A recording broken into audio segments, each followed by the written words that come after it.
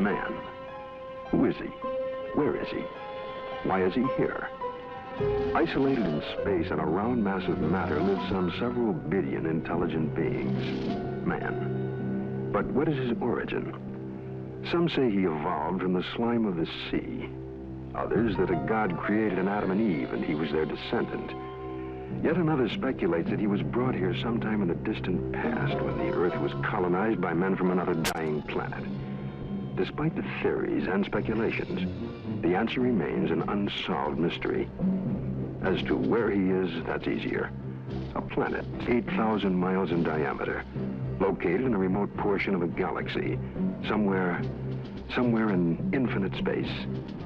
Why is he here? That too remains an unsolved mystery. Occupied by his daily affairs, he finds little time to contemplate such questions, except for those moments on a clear night when man pauses and looks to the star-filled heavens, and in his mind stirs an unanswered question. He searches his thoughts for an explanation, a key to the faint, forgotten memory of his past. And perhaps at that moment, somewhere else in the universe, on a distant planet similar to his own, somewhere on the other side of our galaxy, other intelligent beings wondered too, and set out in airships on an adventure through space to search for their answers. November 2nd, 1967.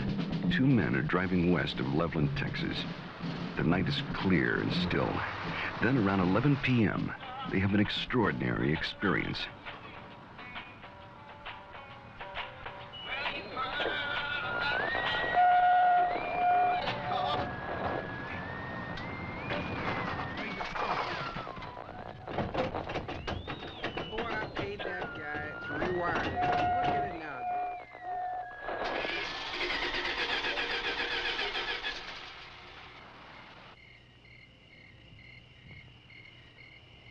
Come on, let's get out and check it.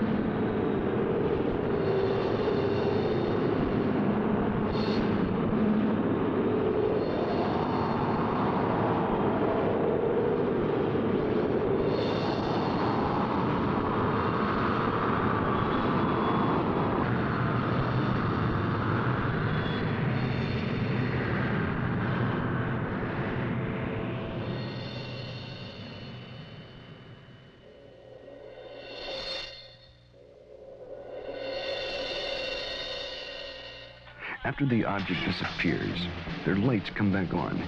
The engine restarts, and they hurry to notify the police. Later, the Air Force investigates their story and 15 similar reports before concluding that a form of globular lightning was responsible for the sightings. But there are many other possible explanations. What you're witnessing is based on fact. Some will find it fascinating. Some may find it frightening. But it is all true. With special thanks to NASA and the Department of Defense for their cooperation in our search for UFOs. It has begun.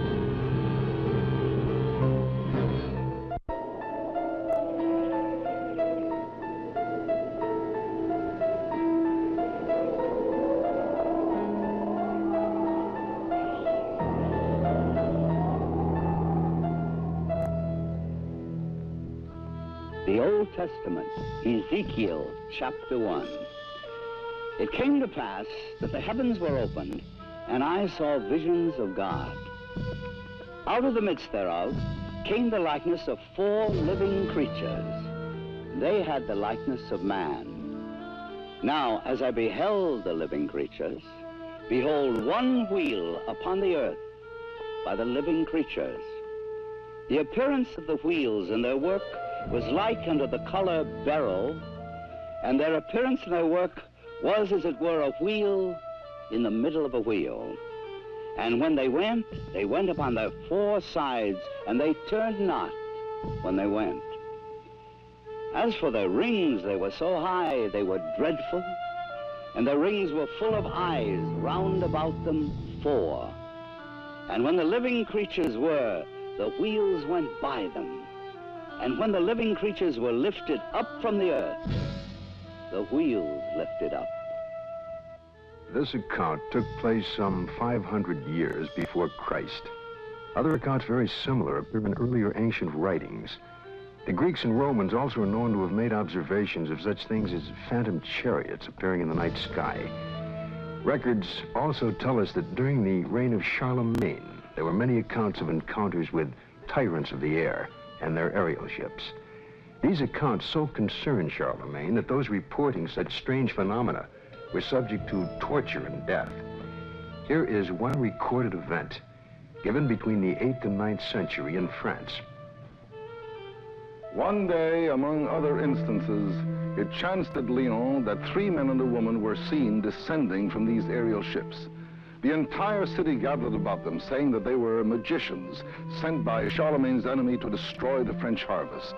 In vain, the 4 innocents sought to vindicate themselves, saying that they were their own country folk and had been carried away a short time since by miraculous men who had shown them unheard of marvels. Luckily, the Bishop of Lyon pronounced the incident as false, saying it was not true these men had fallen from the sky, and what the townfolk said they had seen there was impossible. The people believed what their good bishop said rather than their own eyes, and set at liberty the 4 ambassadors from the ship. The date was November 12th, the year 1887. The time was near midnight aboard the sailing ship Siberian, when it was reported that several people aboard ship witnessed a huge sphere of fire. It was observed arising out of the ocean.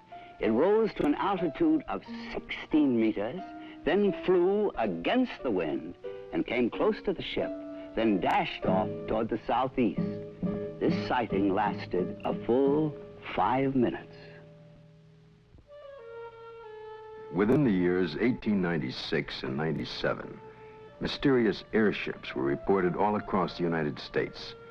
In Oakland, California, a group of streetcar passengers reported a winged cigar that sent out a stream of bright light.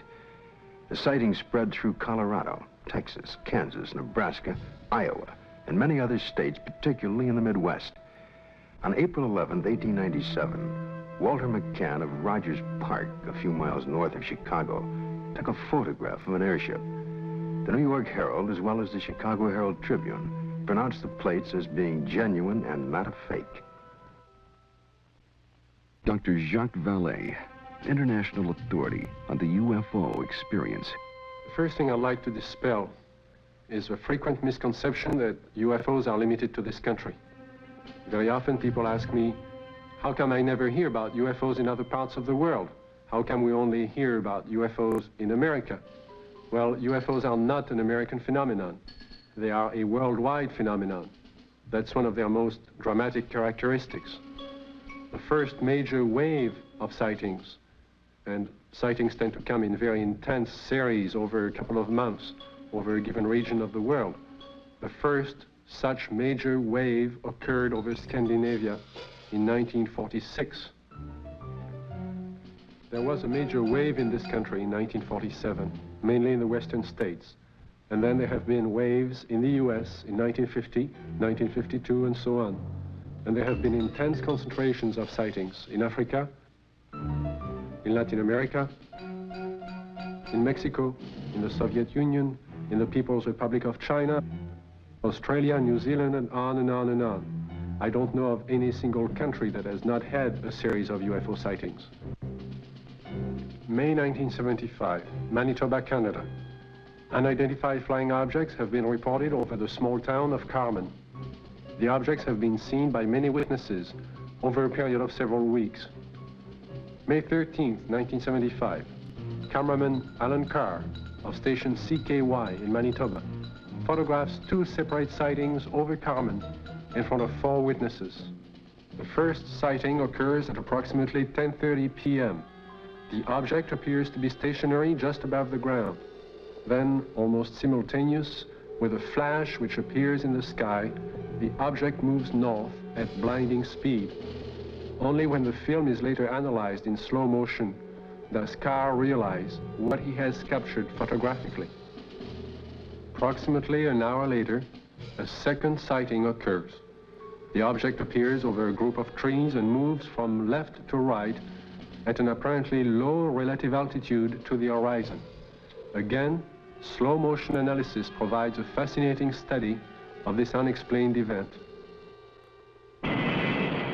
On June 30th, 1973, Jean Bigot of the Astrophysical Institute flew over Chad aboard a Concorde, packed full of scientists and scientific apparatus, at 17,000 meters altitude.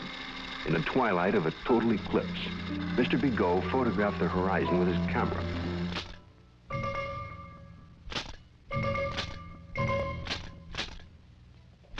When the photo was enlarged, one of the slides showed what you're now seeing. If you look closely at this photograph, it resembles exactly what has been cited by many Americans during 1973 and 74. Although NASA takes no official position as to the UFO phenomena and their probable explanation, nevertheless, there remains on the record several unexplainable sightings by Gemini, Apollo, and Skylab astronauts. The first sighting occurred during Gemini 4 in June of 1965.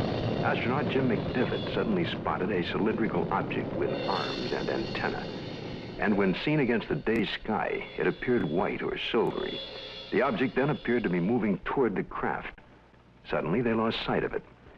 During the sighting, the astronauts were able to take these photographs and movie films of the UFO.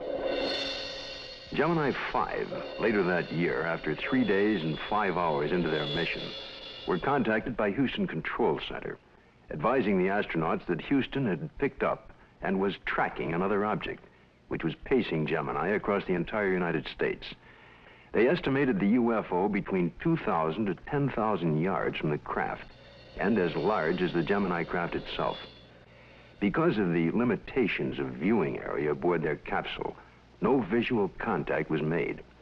Radar continued to track the object until they passed the Ascension Islands in the Atlantic. It then disappeared.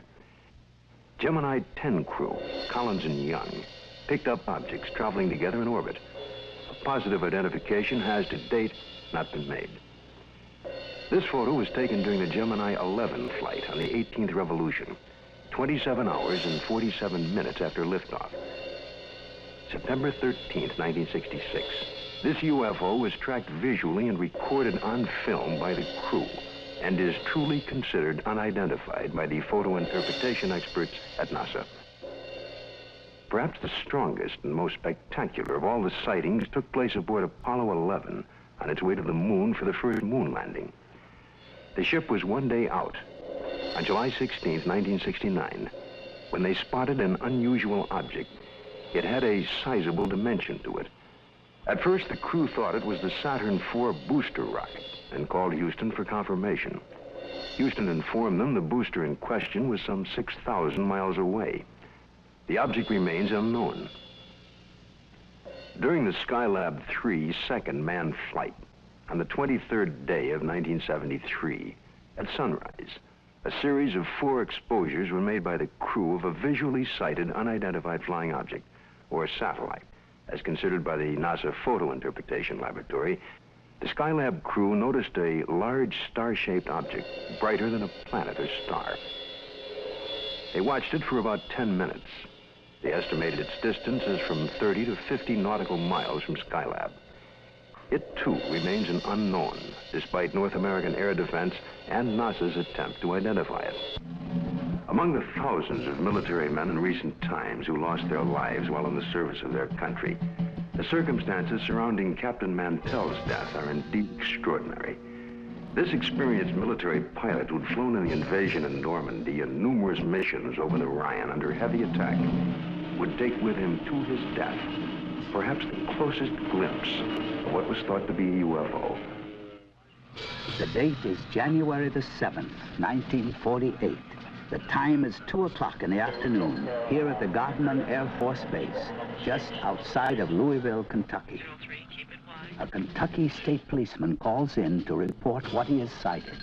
It's an unusual aircraft, circular in appearance, approximately 250 to 300 feet in diameter. I'd say it's moving westwardly at a pretty good clip. Any information? Negative. I will check with our commanding officer. Instructions were given to contact nearby Wright-Patterson Air Base to see if they had any experimental aircraft up in that area. Flight test. We have no experimental aircraft in the area. The reports still continued to come in from adjoining towns. At 1:45 p.m., it happens. It's very white and looks like an umbrella. I don't know what it is. Through the binocs, it appears to have a red border at the bottom at times and a red border at the top at times. At approximately 2:30 p.m., a flight of Air Force P-51s come into view. The base commander decides to contact the flight leader, Captain Mantell. This is Godman Base Commander. Roger, Godman Tower. This is NG-869, flight leader. Over. NG-869 from Godman Tower. We have an object out south of Godman here that we were unable to identify.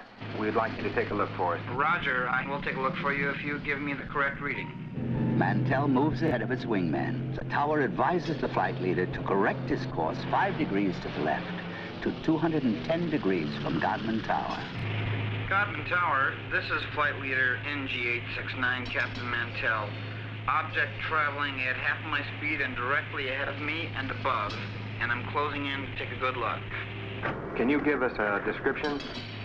Appears metallic and to be of tremendous size. I'm going to 20,000 feet. The other pilots level off under 15,000 feet and start down. At approximately 3:15 p.m., Godman Tower loses sight of the UFO. 5 minutes later, the report came in that Captain Mantell's plane had crashed. He was found dead. His watch had stopped at 3:10 p.m. that afternoon. What was it that caused this experienced pilot to become intrigued with an object that he would unwittingly give his life pursuing? 6 months later, a cylindrical-shaped object giving off a phosphorescent glow was to be sighted in the night sky over Robbins Air Force Base in Georgia. At 2:45 a.m., Captain C.S. Childs and First Officer J.B. Whitted were piloting a routine Eastern Airlines flight number 576 from Houston to Atlanta. When Whitted reports, we sighted an object coming toward us. This strange object had a stream of red fire coming from its tail, and I could see it was much larger than anything I had seen or read about. Childs then notices that the object had no wings supporting it. It passed us on the right side. Its speed was about 700 miles per hour. And both men get a very good look at this unusual object. It was about 100 feet long, shaped like a cigar. As it passed, they clearly saw 2 rows of windows, an upper and lower, that were large and square. During that evening, there was a third witness, the one passenger who was awake on that Eastern Airlines flight, Clarence McKelvey. I was startled, frightened. A male steward came to me and said, "I notice you've been looking out the window. Will you talk to the pilot?" And I said, "Well, of course." The pilot came down with his clipboard. He was visibly shaken. He told me that he had been a flyer in the war and had covered so many million miles of flight and had never seen anything like this before. What was it that I saw? Well, I saw this object. It was cigar-shaped. It had a row of windows. Behind them, it was lit.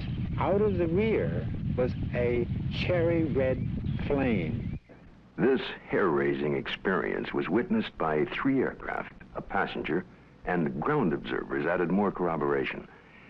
The conclusion of an air intelligence report was that the object remains unidentified as to origin, construction, and power source, and goes into the record classified as unknown. This is the Pentagon, Washington, D.C. And this man is Colonel Bill Coleman. He was Chief of Public Information for the United States Air Force from 1969 to 1974. It was here at the Pentagon that the Defense Department first became interested in the UFO phenomenon.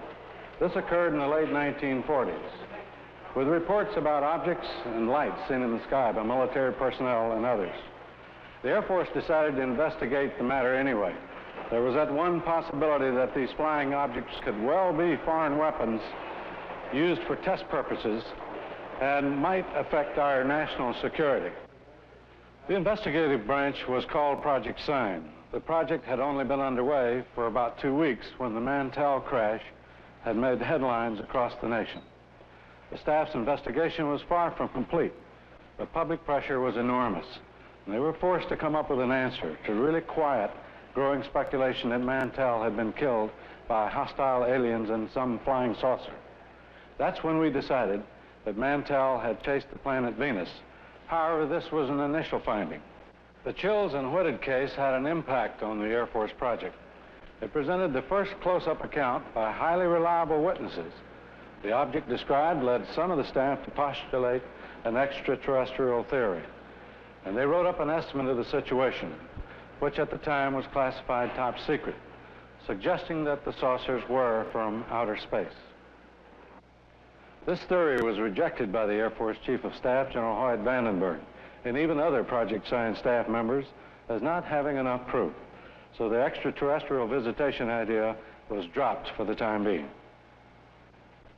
It's been said in jest that if these UFOs are from other worlds and they wanted it to be known, all they'd have to do is land on the White House lawn. But an incredible incident, too quickly forgotten in time, took place over our Capitol.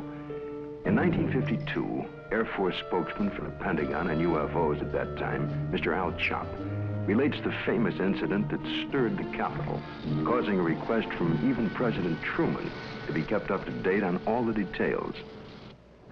There were radar reports of unidentified flying objects over the nation's capital. We had 3 reports. One came from Andrews Air Force Base radar control room, and 2 from the radar controls at Washington National Airport.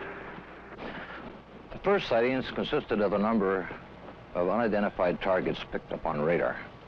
Then a call was placed from National to the Andrews Air Force Base flight controllers. They were apparently tracking the same targets. Then Andrews reported a visual observation of 3 objects that were apparently in the same position as those indicated by our radar sets. The target stayed on radar until about 12:30 a.m.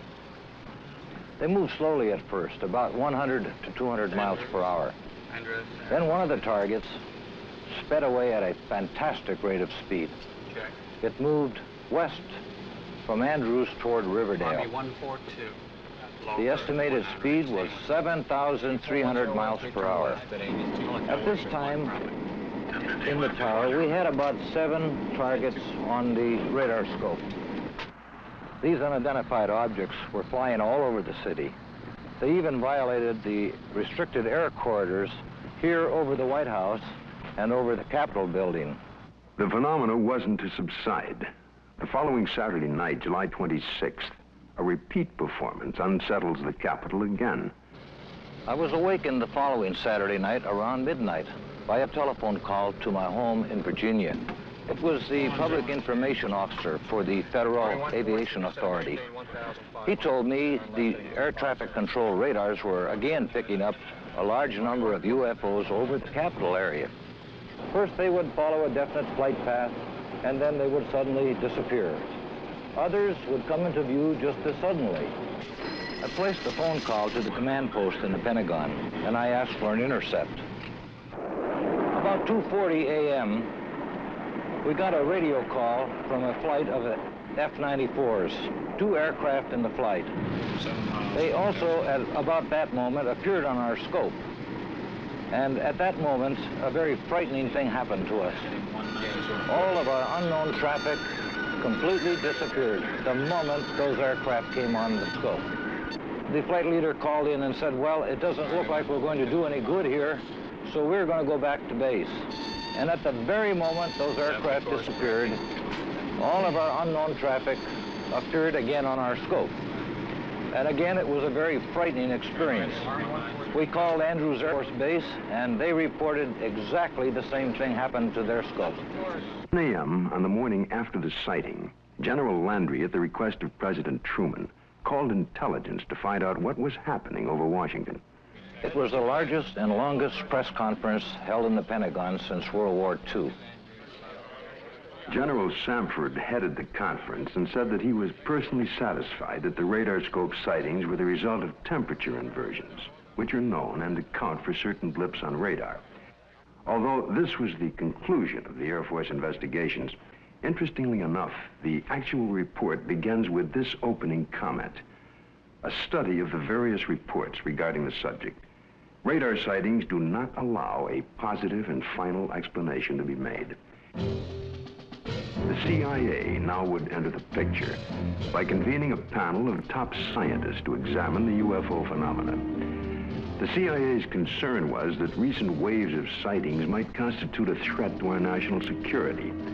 The thinking was that the enemy could exploit UFOs as a decoy in the preparation for an attack on the United States.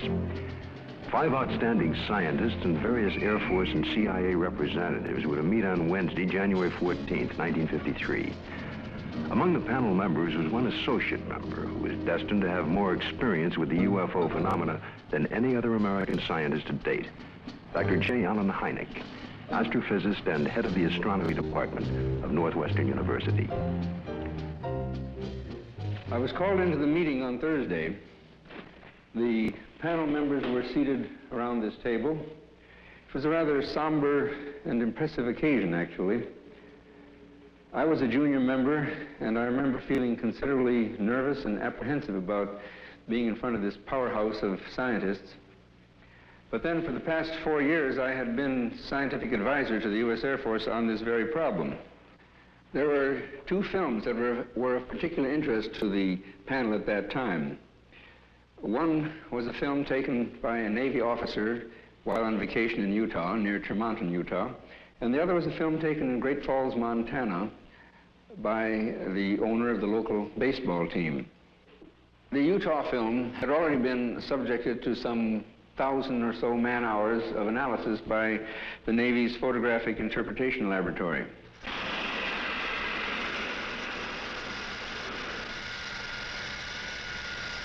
So the panel got up from their chairs and crouched around the wall to examine the films, and they asked to have the films run several times, as a matter of fact. Now, the Navy had, on the basis of their detailed analysis of the Utah films, they had concluded that the objects shown in the films could not be birds, balloons, aircraft, and so forth, but indeed that they were self-luminous, unidentified objects. Despite this conclusion, the panel rejected it and concluded that the objects were birds. They couldn't be unidentified, therefore they had to be birds.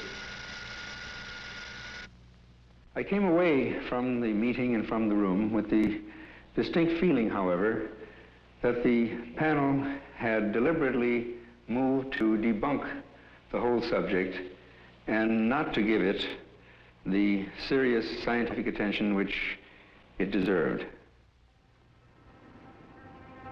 How many times have you noticed something in the sky, something out of the ordinary, a movement or shape that suddenly catches your attention? You look more closely, and usually the thing becomes immediately recognizable. It's the moon, or a flock of birds, or a plane, usually.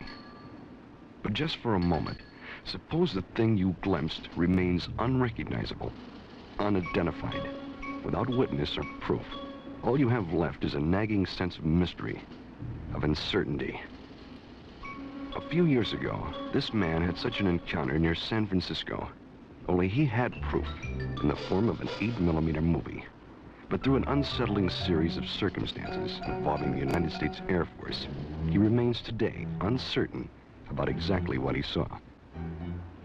It was in August 1965. My family and I were invited to some friend's house near San Francisco. I remember it was a beautiful, clear day. We were driving for a while, and as a matter of fact, I recall looking at my watch, and it was around noontime. We continued driving, and I noticed at the distance something very bright. I was observing this for a few moments, and it appeared to be suspended in the air. There was no planes around. It was very clear the day. There was no clouds. My family, they were with me. I called to their attention. They all looked at it. They were all amazed by it. And in the meantime, there were cars going by, and I tried to attract their attention, but they were not paying attention to me, or they were driving too fast. So I recall I had my movie camera with me, and I start filming this. And as I look at it, it was getting larger. It was moving from one direction, like from towards the left, then towards the right. This object was very bright, and I recall it was extremely enormous. I was just complete amazed by it. I ran out of film. Then when I got home, I called the Hamilton Air Force, and I reported the sighting. The Air Force was very interested. They had asked me, as soon as I had the film developed, they would like very much to look at it. Well, I had the film developed. I look at it. There it was, very bright, quite clear, and moving very rapidly. So I captured this right on film. A week later, I received a letter from Hamilton Air Force Base, which reads, Dear Sir, we have received the 8mm film on which you captured what certainly seems to be a very fast-moving object in the skies over the Bay Area. The film has been forwarded to Wright-Patterson Air Force Base in Ohio, where such observations are investigated. Well, several weeks went by. Finally, the Air Force returned my film, and I noticed immediately it was not the original film. It was not that clear, and the quality was very poor. For some reason, or good reason, the Air Force decided to make a copy. They kept the original, and I ended up with a very poor copy. Close examination of the film returned to the Air Force reveals that it is, indeed, a print, and not the original.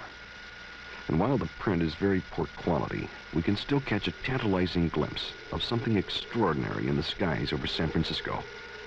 Watching it again, this time with the aid of a pointer, it's easier to spot the elusive thing.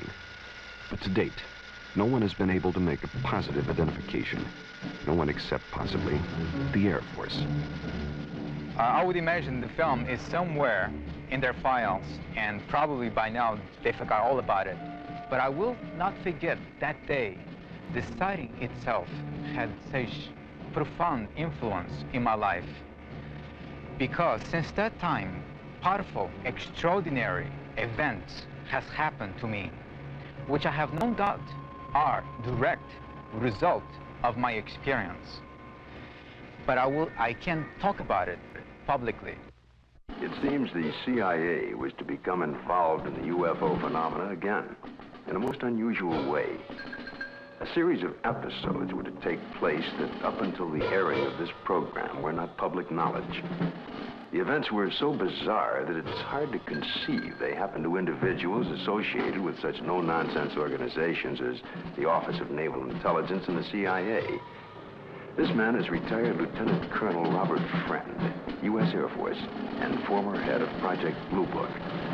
Friend, now on the management staff of Celesco Industries Incorporated, which builds and launches missiles for defense testing purposes. Friend now relates this most unusual experience.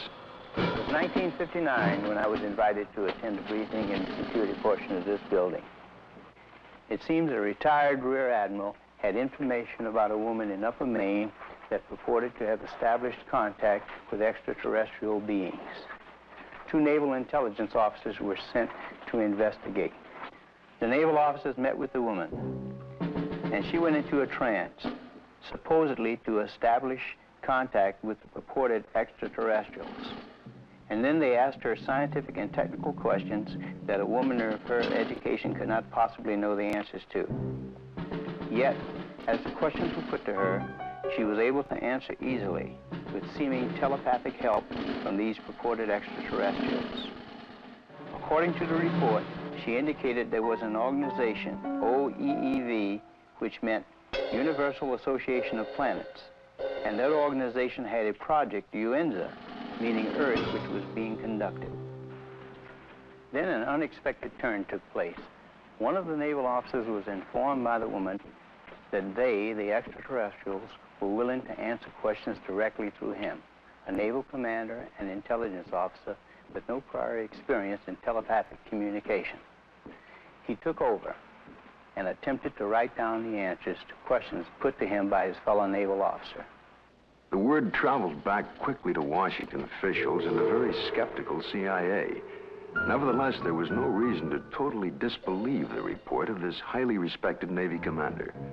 Questions were put to him, such as, do you favor the government, religious group, or race? And would there be a third world war? The answer to both was no. The group then asked if they could see a spaceship, and the commander, still in a trance, told them to go to the window and they would have proof. The group moved to the window where they supposedly observed a UFO. I was told that a call was made for radar confirmation. The reply came back that that particular quadrant of the area was blanked out on radar at the time. After being briefed on all of the details, I asked the commander if he would attempt to contact me. He sat for several minutes and then appeared in a deep trance with his Adam's apple moving up and down rapidly.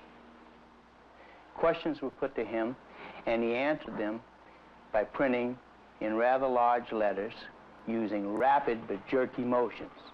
It wasn't at all like his natural hand. During the course of the questioning, we learned the names of some of the so-called extraterrestrials. One was Krill, C-R-L-L-L. Another, Alomar, A-L-O-M-A-R. And another, Alpha, A-F-F-A, purportedly from the planet Uranus. A case that just as well could have been written by a very imaginative science fiction writer. But here in my hand is the actual account of the incident by one of the agents present at that time. The names of 7 men present are listed here. Because of the unusual nature of the incident and at their request, their names will remain confidential. Another reason for control of the Blue Book files was to protect the names of witnesses. To help satisfy public demand, periodic summary releases were made. We had no proof that we were indeed being visited by extraterrestrial vehicles under intelligent control. However, we couldn't prove that there weren't spaceships either. It created a dilemma for the Air Force. In 1966, an important incident takes place in Michigan. It creates enough of an uproar that President Gerald Ford would at that time call for a congressional hearing on UFOs. Here are excerpts from Ford's actual letter to the House Armed Services Committee. The Air Force sent a consultant, Dr. J. Allen Hynek, to investigate various reports, and he dismissed all of them as products of college student pranks, or swamp gas, or an impression created by the rising crescent moon and the planet Venus. I do not agree that all of these reports can be or should be so easily explained away. I am proposing that the Science and Astronautics Committee, or the Armed Services Committee of the House, schedule hearings on the subject of UFOs and invite testimony from both the executive branch of government and some persons who claim to have seen UFOs. I think we owe it to the people to establish credibility regarding UFOs. Sincerely, Gerald R. Ford, Member of Congress. Congress acts on Ford's letter and holds an open hearing under the chairmanship of L. Mendel Rivers of the House Armed Services Committee. Only 3 persons are invited to testify.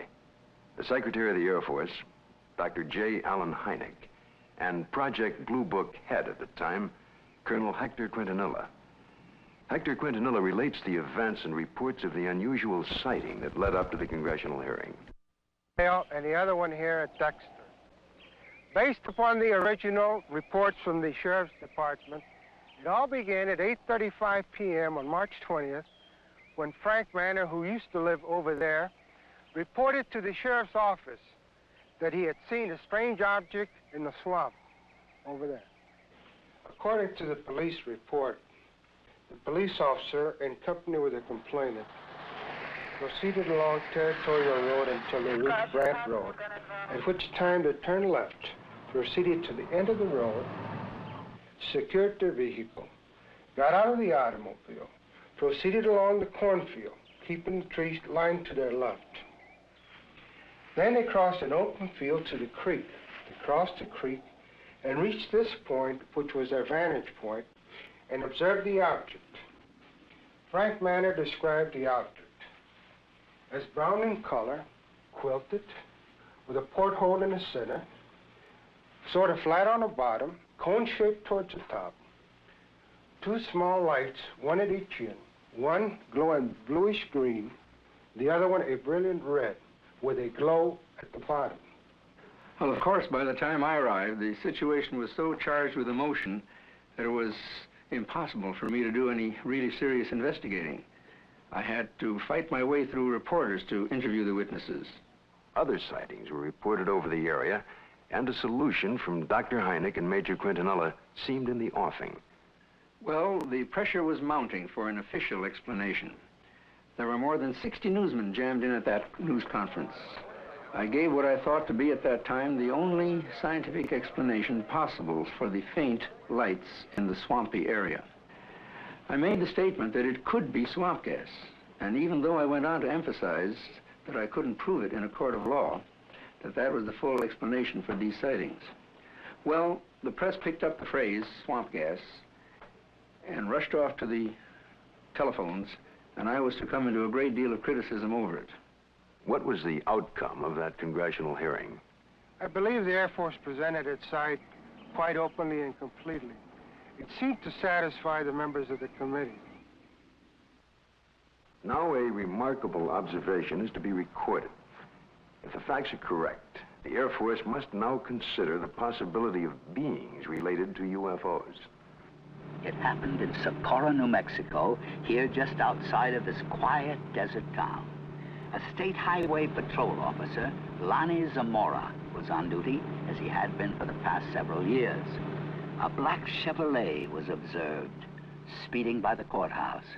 Zamora put his highway patrol car into pursuit. Lonnie chased the car north on US 85. As he passed this hilly area, Zamora heard a roar and something caught his attention. 10 or 15 seconds pass. Lonnie then calls in to the sheriff's office. The time was about 5:45, I recall, and he said, Socorro 2-1044, an accident. And then he said, I'll be 10-6 out of the car, which meant that I was going to be investigating a possible accident. And I went up this road about a half a mile, and then I stopped my car and got out and looked out, and I could see a white looking object in the distance. I thought it was an overturned car at first, but I got into my patrol car and went up closer to it. And when I started to get out of the car, I heard a big roar. As I got to it, I could see a couple of, looked like a couple of coveralls hanging from a clothesline. I couldn't see what it was, but it looked like a couple of coveralls. Zamora called in. He sounded very excited. He said he watched an object lift up slowly and disappeared into the sky very fast. I went down to where the object had been, and I noticed that brush was burning in several places. The object had left 4 perpendicular impressions on the ground. I noticed several bushes were smoldering, but they felt cold to the touch. I noticed what appeared to be a couple of oval footprints on the ground. I knew Lonnie had seen something. The proof was right there.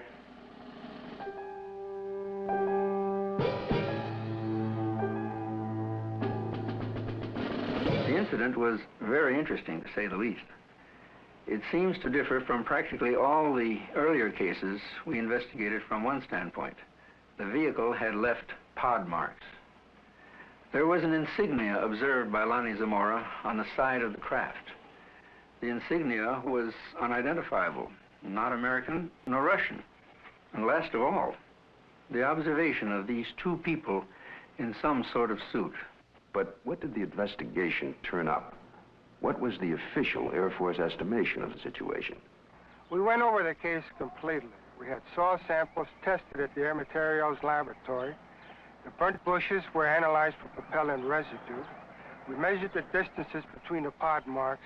My first reaction was that it was a lunar test module from NASA or the Air Force. That seems to be the only logical explanation. This was probably the best documented case in the Air Force files, and I checked it out everywhere, all the way up to the top, even to the White House command post, and nothing. According to the official status of the sighting of Lonnie Zamora, case carried as unidentified, pending additional data. April 19, 1897, in Leroy, Kansas. A farmer named Alexander Hamilton, his son, and a farmhand are awakened by strange noises from the cattle pen. Going outside, they discovered, to Hamilton's utter amazement, an enormous airship with a brilliant searchlight is slowly descending over the cow lot. Fearfully, Hamilton moves closer and is startled to find that one of his cows has been caught by a red cable running down from the ship. The next day, after an extensive search, he discovers the cow's hide, legs, and head in a field miles away. This is one of the first recorded cattle mutilations connected with UFOs. The report could easily be dismissed as a tall tale if there were no others. But since then, thousands of bizarre animal mutilations have been discovered, not only in this country, but in Africa, Australia, Brazil, and many European countries, in fact, all over the world. In this country, mutilations have occurred in over 30 states in the last 5 years alone. Frustrated ranchers and law enforcement officials have come to recognize the classic signature of the mysterious mutilators. Often, in a remote area, a cow will be found dead, the sex organs removed, and the tongue, an ear, and an eye, all surgically cut out. The body, more often than not, has been drained of blood, though no blood has been found on the ground. In fact, there are no tracks or prints of any kind near the body. And yet, amazingly enough, there is no evidence of a struggle. One of the first states to be hit by the mutilations was Colorado. Reporter Bill Jackson of the Sterling Advocate covered the story from the very beginning. A classic mutilation, or say 90 to 95% of the mutilations will be almost identical. Some part of the face will be gone, exposing nothing but, you know, the jawbone. An eye will be taken, a tongue will be cut out, and an ear will be taken. The rectal area of the animal will be what appears to be bored out. The reproductive organs will be removed. In the case of a cow, the udder will either be entirely removed or parts of it will be removed. Usually, in probably 90 or 95% of the cases, there will be no blood whatsoever in the animal. And there will be no traces of blood on the ground where it fell or where it was mutilated. All you've got is the carcass, and you've got no idea why it died, or how it died, or how it was mutilated. It all began in 1975. It was a bizarre time. Nobody had ever seen anything like this before. Not only did we have the mutilated dead animals on the prairie, but we also started getting the lights in the sky at night. Along that time, there were many theories that were being developed on why this was being done. The satanic cults were being blamed, dope smugglers, UFOs, a government experiment of some kind. As time went on, the situation became so widespread that people realized it couldn't be the occult or the dope smugglers, which left us two possibilities. Number one, it was being done by a government, let's say. Or number two, it was being done by UFOs. As more and more cases were reported, the Colorado Bureau of Investigation was called in. Well, our position is basically one where predators, at least our investigation determined that predators were responsible for probably 99% of the reports of mutilations. As I said, there were 203 separate reports received from this agency. But of the 203, we only received 45 tissue samples to conduct microscopic analysis on. Of the 45 tissue samples, we found that only 2 of those 45 had actually been mutilated with a sharp instrument. When they first started, they would send samples of these animals to the CBI, to Fort Collins, to try and determine what was the cause of their death, what was mutilating them. And 9 times out of 10 or more, the report would come back that were being caused by predators. Now, these ranchers and the sheriffs in these rural areas had been around cattle all their lives. They'd been around coyotes all their lives. And they knew that this just wasn't possible. A coyote would not do that. Predators, when they come in and start to eat, now I'm talking about 4-legged predators. They'll come in and they'll bite, and then they'll pull and they'll tear. The cuts we have, even we can't make cuts like this. We've tried this many times on dead animals with scalpels, razors, and knives, and we can't make the same cuts. We've had cattle that we've went and investigated that were, called in, and I think I have a mutilation here, and we went out and we seen it, and it was not a mutilation. And these are not the ones that's reported. The ones that we classed as a classic type mutilation are actually mutilations, and they're not predators.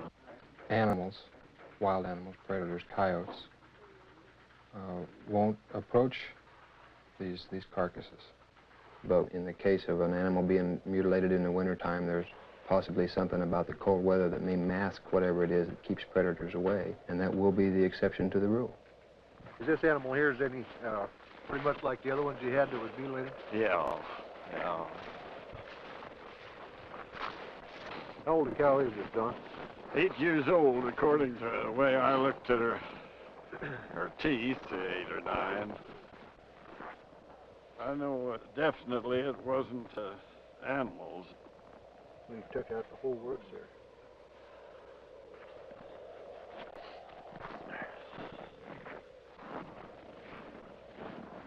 Don, now on this critter here, how this looks like a real incised wound. Yeah. How it looks is definitely cut. Oh, yes. And everything, you can tell that. I mean, even at the age that it is right now, that's opposed to the way it is to where the animals have been to it on this other side over here. Kind of noticed there, the difference there, Don, between here and how animals have been to that, and that flesh is torn. Yeah. And it's not a real incise, but yet when we seen this animal the other day, now these were all incise, good clean cuts on there. Definitely. So that's a good example of what we was trying to say about the lab up there. They said that it was predators doing it, but that definitely wasn't a predator wound there. No, I wouldn't say. Well, it looks like they went clear from the navel here, turned back in underneath here and took the whole bag and out of the whole works out, and they cored down into the rectum, the whole rectal area. It looks like it got back into some of the reproductive organs back in there. The mutilation and the sightings of the lights in the sky continued. It got to a point to where ranchers in the northeastern part of the state began arming themselves. They weren't getting the results they wanted from state authorities. They were concerned for their families, and they never knew when they might be next.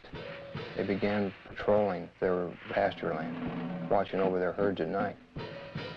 Lights from the sky, when they got too close to a herd of cattle, the ranchers shot. Well, I think everybody was a little edgy. Right. Everybody started carrying high-powered rifles. I don't know what good it would have done, but everybody was awfully nervous.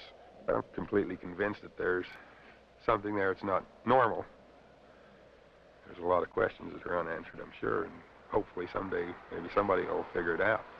Unidentifiable lights in the sky have appeared in virtually every area of this country which has been plagued by cattle mutilations.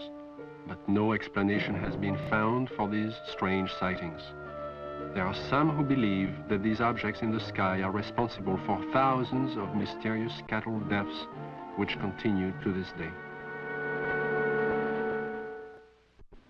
Though state and local officials have stated their views about the mutilation mystery, surprisingly few veterinarians will speak publicly about the situation. This man is an exception. Dr. William Fitzgerald runs an animal clinic in Durango, Colorado. Because of his expertise in the field of veterinary medicine, he was asked by the sheriff's office to perform an autopsy on a mutilated cow found in a remote area of state-owned forest. This particular animal had been largely exsanguinated. The anus and about the first 4 inches of the rectum had been removed. The preputial skin and the last 2 or 3 inches of the penis had been severed flush with the body wall. The left eye had been removed, and the last 1/3 of the tongue had been cut. A portion of the lips on the left side of the animal were also sawed off, presumably to gain access to the tongue, but this makes no sense because that portion of the tongue could have been easily pulled out and cut off without that, so I don't understand that point. Reports I have heard, some that I have read subsequent to this time, indicate that people have seen mutilations that they attributed to predators. And if this was a predator, he had 2 feet and a 6-inch knife, because it was a very sharp single cut in most instances. And although not the world's leading expert, I work with knives frequently. I know what they do. I know the marks they leave. Exsanguination, the removal of blood from an animal, has been a predominant trademark of the mutilators. Few officials have found an answer to the technique used in this procedure. Dr. Fitzgerald describes what he thinks is the method. If a large bore needle is placed in the animal's jugular vein while the animal is sedated, under anesthesia, or awake if you like, somehow restrained, however, the animal's heart will function as a pump and will pump out very nearly all of its blood through that needle. As the animal's blood supply begins to diminish, a natural physiological mechanism takes over and sequesters or draws what remaining blood is left into the internal organs in the center to supply the vital organs, the liver, the heart, the brain. And it will leave the peripheral area, the skin, all of the non-vital centers, largely bloodless. So if you can successfully withdraw the major portion of an animal's blood, you can cut on that animal and there will be virtually no bleeding at all from the surface. I know that I keep coming back to this point, but the animal was apparently restrained with something other than ropes. Why, I don't know. It was apparently washed completely clean. Why, I don't know. And it was in a very remote area. Perhaps these things tie together. Perhaps whoever, whatever, performed this didn't want to be observed. I think one of my initial feelings was that somebody certainly went to an awful lot of trouble to get back into a remote area where I don't believe you'd casually know there were even cattle to do all of this. Dulce, New Mexico, similar to the plains of Colorado in its isolation, but nestled among rolling hills and small mountains, is the land of the Jicarilla Apache. Tradition is strong here. Indian women weave intricate baskets and create delicate beadwork. The men preside over tribal business and raise cattle. And here, as in Logan County, the night sky has been lit with the glow of unknown flying objects, and cattle are found mutilated.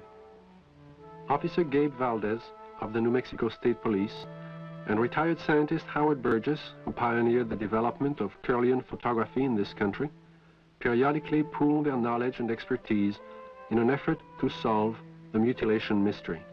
Officer Valdez describes how it all began. It was in 1976, June the 14th, when we first had one of our cattle mutilations here in Dulce. The cattle that was mutilated belonged to Mr. Manuel Gomez. Any time that we do find one that it's not too decomposed and it's fresh enough for us to do some tests, or I do call on Mr. Burgess because he has a lot of knowledge in the field of science that is very helpful to me in conducting my investigations. Howard Burgess had a theory that some of the cattle had been marked prior to their mutilation with something which would show up under ultraviolet light but be invisible to the naked eye. Late one night, he and Valdez conducted an experiment and found that out of 80 head of cattle, 5 were indeed marked with a powdery white substance, visible only under ultraviolet light. So we took ultraviolet with some special filters and ran the cattle through it, and what appears to be markings glowed under ultraviolet. It's invisible to the normal eye, but under ultraviolet it does glow. Then we removed the hair from the region that does glow, and we removed a control sample. We took these to the lab and had chemical checks run on them. We did find that the sample that did glow is extremely high in potassium and magnesium. At the time, this was interesting, but it didn't mean much to us until we ran on to other things that began to tie in with it. The tie-in came on June 3rd, 1978, when a UFO was sighted over Taos, New Mexico. As it hovered over the town, it dropped a thin film of ashes onto the ground below. The ashes contained high levels of magnesium and potassium, the same elements found on the cattle under ultraviolet light, but there was more. We find there's at least 25 elements in there. There's a good possibility that it may be something that's organic. And if it is, this just opens up a real bag of worms, because anything can happen if this is an organic material that has come from one of these crafts. And this, as the people told us, directly fell from the craft that was hovering over the area. One day in 1975, Logan County Sheriff Tex Graves took his deputies into the countryside around Sterling, Colorado, determined to track the bright lights which had been skimming across the ranches and farmlands for the last several weeks. Reporter Bill Jackson describes the sequence of events. We were just getting started in this. We really didn't know what we were doing. We weren't prepared for anything like this, of course. But as time went on, we realized we couldn't catch them, so maybe we can take pictures of them and discover something that way. A year and a half later, the lights returned. The mutilations were still going on. So we arranged with the Honeywell people in Denver to borrow a 1100 millimeter Lentar lens from them, and got some high-speed recording film from Kodak. And then we sat and we waited, hoping that the lights would come back and we'd have a chance, and finally that chance came. It was a stationary object that we saw for approximately 30 to 45 minutes, and the resulting shots were interesting, to say the least.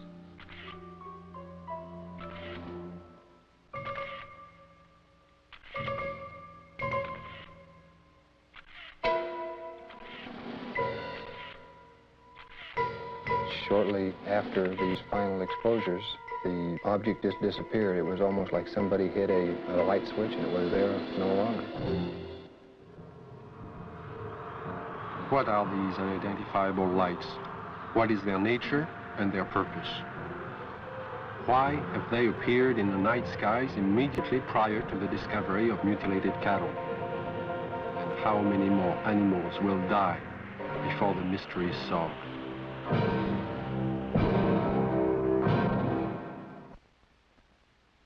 In 1974, I received a call from a woman who had a strange story to tell. One night, as she and 3 friends were returning to Los Angeles from Lompoc, California, they encountered an unidentified light in the sky. Thinking at first it was a helicopter, the friends paid little attention. When the object began to fly in unusual patterns at extremely high speeds, the passengers soon realized they were dealing with something out of the ordinary. What happened next is best told in the woman's own words. Helen is a fictional name. Her real name is being withheld at her own request.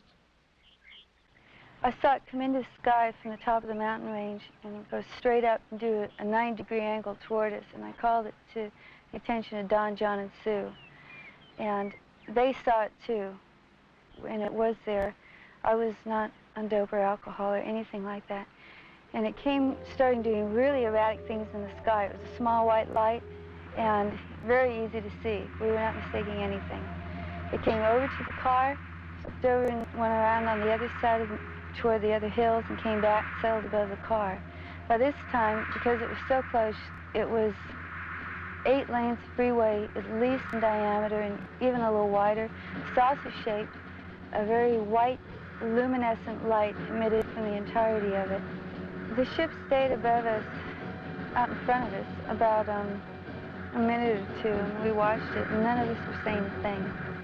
And we just kept driving, and it kept staying in front of us. And then out of the perimeter of it, closest to us, came 4 white beams of light, very much like funnel shaped, smaller at the perimeter, and they descended upon us and came around each one of our bodies. And out of each one of our bodies, we started to float into that beam of light. The best description would be molecularly being dispersed. And when I looked over at Don and Sue and John, their bodies, their legs and their bottoms are still on the car seat, and their heads and their shoulders and their chest molecules were going through the roof of the car, along with mine. We didn't lose consciousness while this happened. We were completely conscious of going through the roof. And the bottom molecules of our body were coming through too, and we were about 3.5 or 4 feet outside the car, going toward the ship, and we hit an energy field, a strong one, and remembered nothing. Next thing I did remember, we were coming back, the same process, going back into the car. It wasn't until several years later that Helen realized she had experienced more than she remembered. Mental images, which she couldn't explain, caused her to visit a specialist who put her through a memory regression. In this relaxed state, Helen recalled the evening in question and described in detail the experience of being taken aboard the UFO. I came to, and standing in front of me was a very tall man with whitish hair, kind of bronze, beautifully tan type of skin. And he had a long type of robish gown on, and he was looking at me, and very, very friendly. And he said he supposed I'd like to know what we were doing here. And I looked around, and I did want to know. There was a huge room that we were in that had a hallway off the front and a hallway off to the side. And they were round, curved hallways. The room was very light. Iridescent light radiated all over, but you didn't see a light bulb anywhere. In fact, you didn't see hardly anything except for the swivel chairs we were sitting in. And he proceeded to help me up, and then we walked together over to the screen in front of us, across the room, and he showed us some information, pictures, and it was very cordial and very easy to talk with. The man spoke to me in English, but concurrent with everything he said was a great deal of telepathic communication, and it was completely peaceful feeling. It all made sense. He showed us a screen with many images on it that clarified some of the things he was saying. He also said that he'd been around with the other people there for thousands of years, and that they had been picking up people and giving information to people for the use of putting it into this world, into this society, to bring about a lot of better changes. And the interesting thing was that there are some people, he indicated, who we know and read about, who were given information by him. This is what he told me. And there was no fear. That's predominant, I think, in everything. From this large room where we first came on, the man led me down into a couple other rooms. And the one that's very interesting was more or less in the center of this ship, and it was a room full of dials and full of men dressed in more form-fitting clothes, whereas the one who met me had a type of ambassadorial robes on. And these guys had more like turtlenecks and Levi's. They were still white, soft, iridescent, and very comfortable looking. And they were working. There was plenty of dials, and there was lots of screens, types of scopes there, and they were doing things very involved. None of them paid any attention to us. They kept their work. After he had taken me to these rooms, we were walking again down the hall to go back to the car. And while we were walking, I remember telling him, you know, nobody's going to believe me. And he said, he's a really nice doctor, and he goes, it doesn't matter if anybody believes you. And there was a purpose to being told these things, and what I had learned and what John and Sue had learned too had its purpose. And he was very kind and very cordial. You could meet him on the street almost and not even feel anything unusual. And then we came back to the room, and we were put back in the car the same way as we were taken out. And we just this tremendous sense of peace, and that there was a lot more going on than we had originally thought. In December of 1969, amidst great public controversy, the Condon report from the University of Colorado was finally out. In summary, they found no evidence that UFOs were a threat to the national security, and the late Dr. Condon recommended that the Air Force terminate its involvement in UFO investigations and analysis. In 1969, the Air Force officially disbanded Project Blue Book and the study of the UFO phenomenon. Conclusions of Project Blue Book were: 1, no UFO reported, investigated, and evaluated by the Air Force has ever given any indication of threat to our national security. 2, there is no evidence submitted that sightings categorized as unidentified represent technological developments or principles beyond the range of present-day scientific knowledge. And 3, there is no evidence indicating that these unidentified objects are extraterrestrial. The files of over 12,000 cases were placed into storage.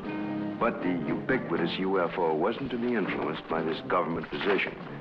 Incidents were to continue, with daily reports of flying objects finding their way into the news media. In the closing months of 1973 and early into 1974 alone, there are over 1,000 unrelated and unsolved reports of UFOs from across the United States.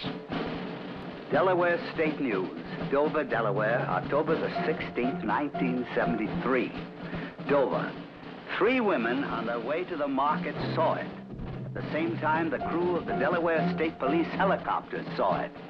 2 airline pilots flying over Dover reportedly saw it. Flight controllers at the Dover Air Force Base saw it. Southern Illinois, Carbondale, Illinois, October 18th, 1973. It didn't make any noise, Don said. It had red and green flashing lights on the front and back. Times Dispatch, Richmond, Virginia, October the 19th, 1973. It was hovering, and we parked there on U.S. Route 15 about 2 hours and watched it. Walla Walla, Washington, January 30th, 1974. Guards of the Washington State Penitentiary have spotted what appears to be the same UFO 2 mornings in a row from their tower positions at the prison. Scranton Tribune, Scranton, Pennsylvania, February the 25th, 1974. Police spot flying object. State's UFO reports are increasing. October 21st, 1978. Bass Strait, Tasmania. A pilot named Frederick Valentich disappears after reporting a strange craft hovering above him. December 12, 1978, La Chapelle, France. A 45-year-old worker riding home observes an oval object. Together with another witness, he sees a craft hover above them. December 12, 1978, Guadalajara, Mexico. 2 luminous saucer-shaped objects are reported by residents, then by a police officer. December 16, 1978, Palermo, Italy.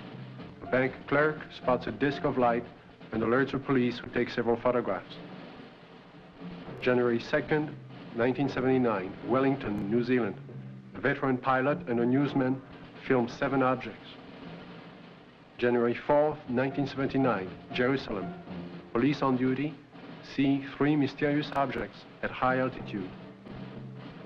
January 5th, 1979, Johannesburg, South Africa. A woman and her son report seeing half a dozen occupants in front of a brightly colored craft on a lonely country road. Ordinary people are seeing something all over the globe. But what have the experts seen? NORAD and the Air Force do have extremely sophisticated equipment, and by use of the phased array radar facility, surveillance is maintained on objects in space. But the system is only designed to track things like rockets, satellites, and man-made debris, objects with specific trajectories and which hold an orbital or flight velocity of approximately 4.8 nautical miles per second. This system is designed to discriminate between objects in space. For example, it will ignore a meteor entering the Earth's atmosphere, but will quickly spot a satellite as it begins re-entry. Objects can also be photographed with incredible precision by the electro-optical surveillance system, and it's very good at its job. However, it's not designed to photograph everything, just specific items and particular missions. The sky is so vast, it is virtually impossible to wait for, track, and photograph all unidentified phenomena. There is just not sufficient time or budget. So it is not really accurate to say that our sophisticated equipment and personnel are able to identify and examine any and all UFOs. On the contrary, they are programmed to study man-built machines, and only that. Among the many reports of UFOs in late 1973, one incident would stand out because of the credibility of the four witnesses. This is Major Coyne, Army helicopter pilot, his co-pilot, Lieutenant Arrigo Jetsi, Air Medic Sergeant Healy, and Robert Janicek. These men had just finished their annual flight physical early that day and were found fit and sound of mind. They would take off from Port Columbus Airport about 10:30 p.m. But what was about to follow, and the subsequent report they filed, would put to the test the credibility of these men. Approximately 8 miles east of Mansfield, our crew chief, Sergeant Robert Janicek, observed a red light on the east horizon. Did you gentlemen see the same red light? Yes, I did. Our helicopter was flying on a northerly heading. We were flying at an altitude of 2,500 feet. He indicated that the light seemed to be pacing the helicopter, moving along in a parallel direction with our aircraft. Which direction from the helicopter was the object? Moving, it was to our right, to the right side of the helicopter, and it was moving with us as we were heading north towards Cleveland. And at this time, he indicated that the light changed its direction, was coming directly at the helicopter at the same altitude. And as the helicopter was maintaining a speed of 90 knots, the object came at a terrific speed from the horizon. We estimated 15 miles. Visibility was reported 15 miles that night. Did you gentlemen see the object at this time, after it had been pointed out by the sergeant? No, not at that time. I was flying left seat or co-pilot, and visibility from that seat from an object approaching from the right is rather limited. So I was having a difficulty seeing the object. And it was for that reason that Major Coyne did take the aircraft or the controls from me. I grabbed the controls from Lieutenant Jetsi because I thought it was going to hit us. I braced for impact. With that, I pushed the collective down to get the helicopter to start to descend. I then looked at the altimeter. It was showing 1,700 feet, and we were descending 1,000 feet a minute. The helicopter began to descend, and as this object came at the helicopter, it seemed to descend with the helicopter. When the helicopter went down, the object came down, but it still came directly at our broadside, as if to hit the helicopter from the right side. Did anyone else see the object at this time? Yes, I was watching it come on out of the east horizon. And the only thing I felt was when the skipper took over the controls and we started to auto-rotate down, and I'd never been involved in a mid-air collision, so I was just watching this thing come at us. It was at this time a light came, swung 90 degrees from the UFO towards the helicopter, and it came in through the front of the plexiglass, and the entire cabin inside turned green from the light. It was a pyramid-shaped type of light that beamed down and came through the front of the helicopter. How long was your aircraft bathed in this beam? The light that came into the cockpit apparently lasted only for a few seconds, but it was enough time that I observed the red instrument panel lights utilized for night flying to be absorbed by the green light. Was it possible for you to determine the outline of this object against the star background? Yes, sir. It was a cigar-shaped object, like a symmetrical airfoil with the dome on it. It was a solid object. It was a metallic structure to it. and you could see lights reflecting off the structure, and you could not see any of the stars or behind the object itself. Well, while all this was going on, what was the attitude of the helicopter? Apparently, when we were supposed to be descending at 2,000 feet a minute at 100 knots, we were climbing at 1,000 feet a minute with the controls still established for a descent. And we went from 1,700 feet up to 3,500 feet and topped out at 3,800 feet. I would like to stress one important fact, and that is there is approximately 20 years of Army aviation experience between the 4 men on board the helicopter that night. We have been trained to follow procedures and regulations in reporting incidences, regardless of how they're accepted. And we tried to follow those procedures. And we reported the incident as it occurred and have avoided any speculation on the subject. Well, our government's official position is not to speculate on this subject. We can choose to let our minds explore other possibilities, to use our imaginations. For if we consider that astroscientists agree on one point, that the possibility of life elsewhere is not only quite probable, some feel it is there without a doubt. Let us suppose then that these objects are real space vehicles, extraterrestrial in origin, and not an illusion of the mind. Perhaps we can begin to accept such ideas as various reported UFO shapes and configurations by looking at our own aviation history. We have, in 71 years, devised dozens of aircraft shapes, from propeller-driven biplanes to lunar modules to date.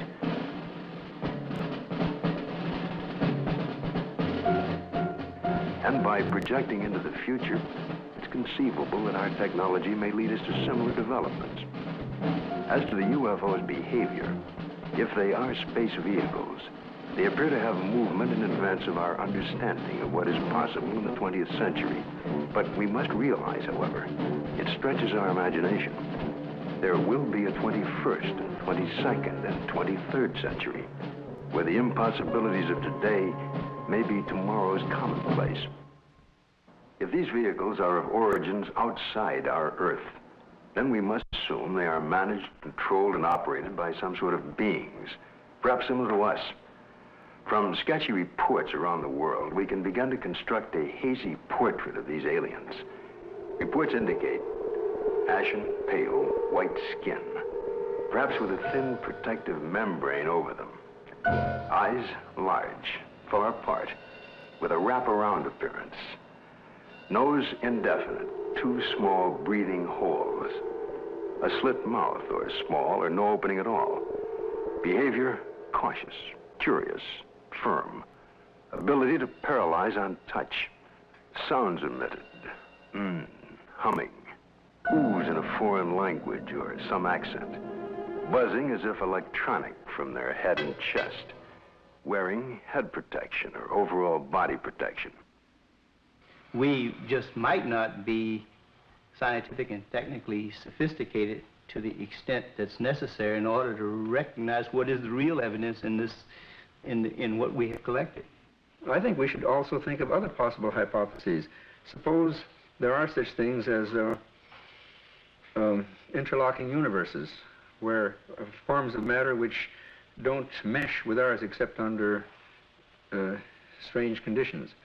To assume that we're on the level of intelligence that would of necessity be visiting us, if they have the ability to come here, there may be no common bridge of understanding.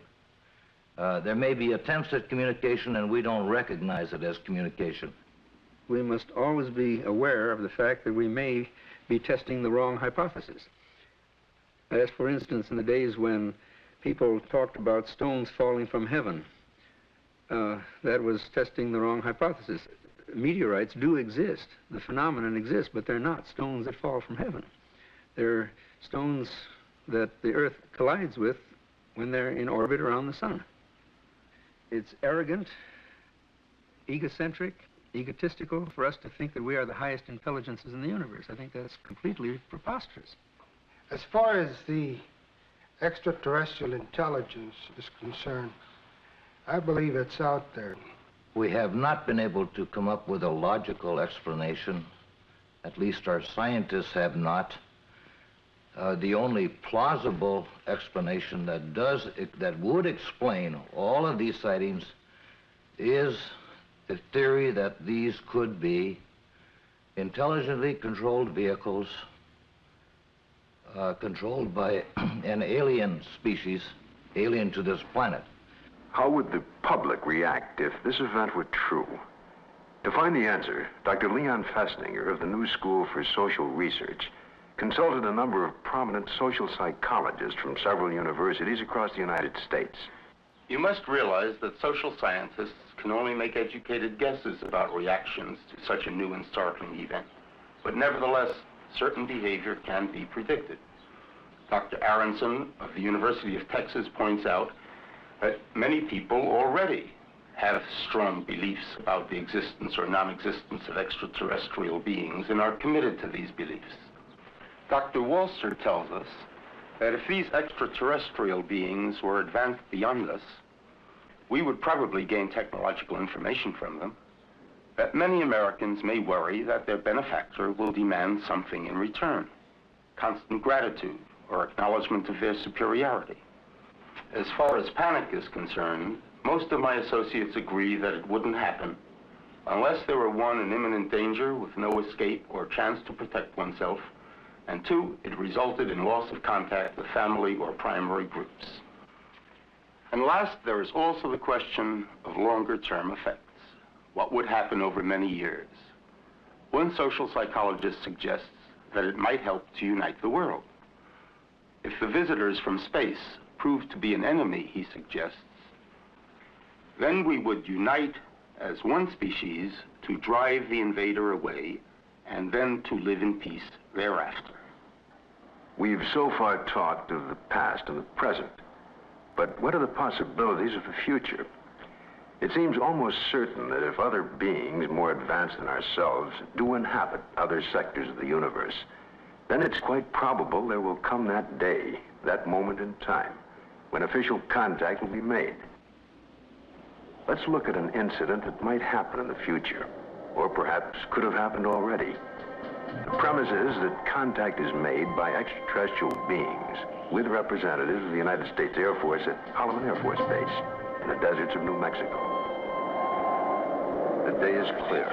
It's about 5:32 a.m. at Holloman Air Force Base. Traffic light. One recon plane is on the field ready for takeoff when Sergeant Mann is given a report of an approaching unidentified craft.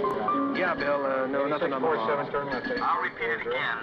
Unidentified approaching objects on coordinate 49er, 34 degrees southwest, following Lincoln Array. Can I go northeast down with the Army helicopter? Probably a stray civilian, maybe. Keep me informed. 142, turn I see him over there. Check with Edwards. Make contact with him, Bill.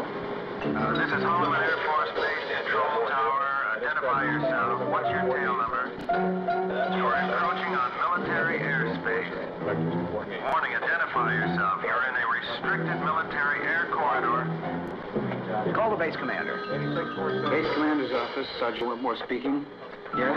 Yes, hold on. Colonel, for you. This is Colonel Horner, yes? Yes, an unidentified vehicle. You warned the aircraft again? 142, turn left. What's its shape? Check Edwards.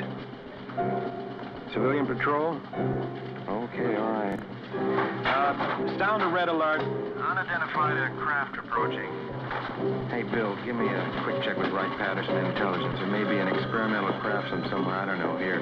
Alert the fire chief and security and safety.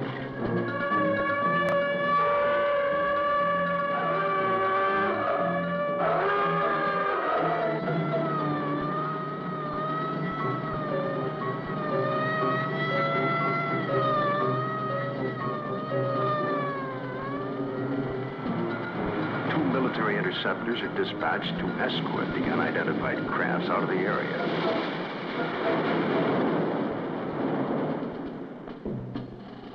During a routine photographic mission, a tech sergeant and staff sergeant of the base photographic team were aboard a helicopter at the time and run off several feet of film of the three objects, one of which breaks away and begins a descent.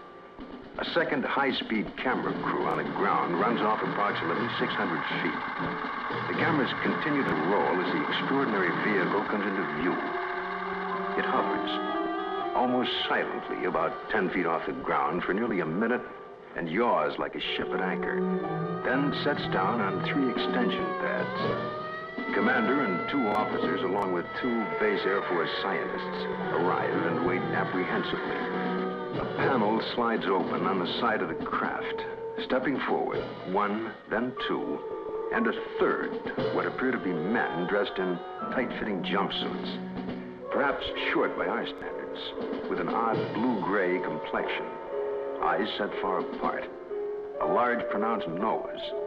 They wear a headpiece that resembles a rope-like design. The commander and the 2 scientists step forward to greet the visitors. Arrangements are made by some sort of communication, and the group quickly retires to an inner office in the King 1 area. Left behind stand a stunned group of military personnel. Who the visitors are, where they're from, and what they want is unknown.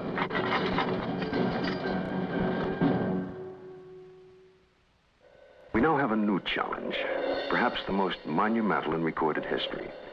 The opportunity to investigate a phenomenon that could change our destiny.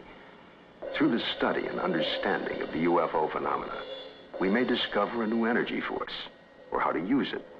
Or it could lead to an understanding of our relationship to life throughout the universe. And if there are beings from distant advanced societies, we may be privileged to see a revelation, a look at ourselves 1,000 years in the future. And perhaps at this very moment, located in another galaxy, somewhere in infinite space, other beings raise similar questions and discuss the possibilities of life outside their planet, and talk about Earth as part of their plans for the near future.